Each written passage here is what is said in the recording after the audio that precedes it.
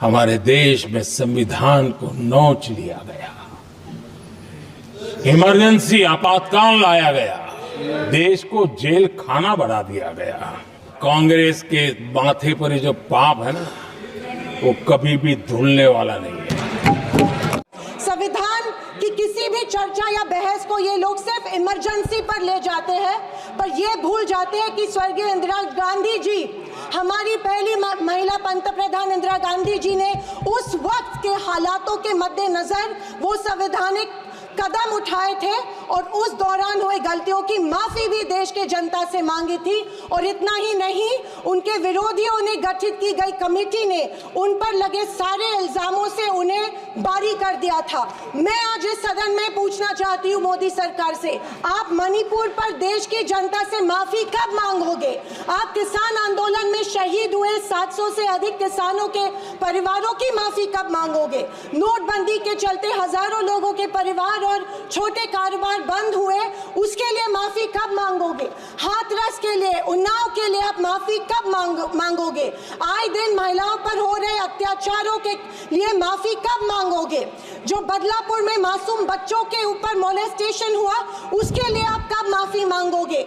Jail में बैठकर अपराधी मर्डर प्लॉट संरक्षण दे रहे हैं, उसके लिए आप कब माफी मांगोगे? खैर, ये इनकी हिस्ट्री रही है या इनके डीएनए में है कि माफी सिर्फ खुद को बचाने के लिए अथॉरिटी में बैठे लोगों से मांगते हैं, आम जनता से ये माफी नहीं मांगते हैं। कि जो लोग इस देश में संविधान स्थापित होने के बाद हर पल संविधान को कोसते रहते हैं और हमेशा इस संविधान के विरोधी रहे हैं, उन्हीं को आज संविधान के गुणगान करते देख मन में प्रसन्नता हो रही है और संविधान के प्रति मेरी निष्ठा द्विगुणित हो रही है, क्योंकि ये एहसास हो रहा था कितने ही पहाड़ बना लो, सच के आगे आखिर झुकना ही पड़ता है। तिरंगा को माना नहीं था।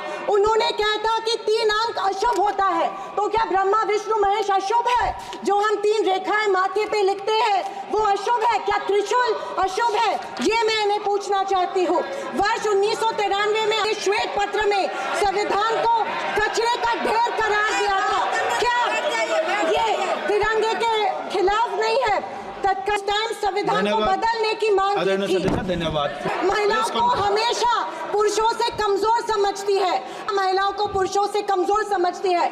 ये अफसोस होता है कि उनके ट्विटर हैंडल फॉलो करते हैं जो महिलाओं को गंदी गंदी गालियां देते हैं। इस बात का अफसोस होता है कि प्रधानमंत्री, हमारे देश के प्रधानमंत्री ये करते हैं। जनवरी 26, 2001 में इन्होंने तिरंगा माना और इतने सालों बाद तिरंगे को नागपुर में होस्ट किया। अध्यक्ष महोदय, मैं 2024 के लोकसभा इलेक्शन के बाद इन्हें एहसास हुआ कि संविधान को ज्यादा छेड़ेंगे तो सत्ता हाथ से निकल सकती है, इसीलिए अचानक संविधान के प्रति इनको प्यार उमड़ने लगा।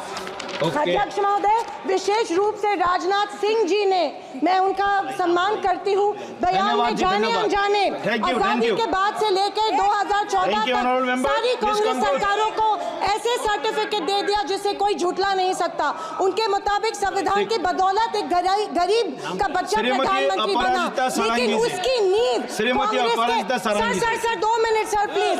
मैं आखिर में यही कहना चाहती हूँ, मैं भारत का संविधान हूँ, लाल किले से बोल रहा हूँ। मैंने तो समता सौंपी थी, तुमने फर्क व्यवस्था कर दी। मैंने न्याय व्यवस्था दी थी, तुमने नर्क व्यवस्था कर दी। हर मंजिल ठहरी कर डाली, गंगा भी मैली कर डाली। न्याय व्यवस्था भी रोती है, गुंडों के घर में सोती है। गांधी को गाली मिलती है, डाकू को ताली मिलती है। क्या आपराधिक चलन हुआ है?